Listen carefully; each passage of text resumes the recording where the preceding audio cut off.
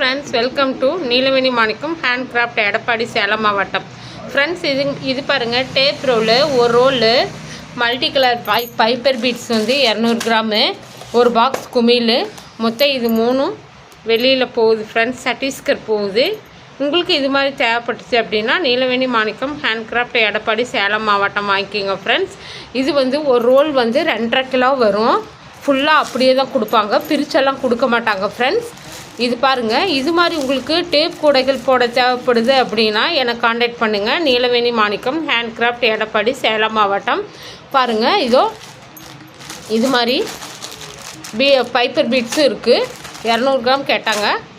பாருங்கள், இப்போ உங்களுக்கு பேக்கேஜ் பண்ண போகிறேன். பாருங்கள், இந்த பெட்டியில் போட்டு நான் பேக்கேஜ் பண்ண போகிறேன்.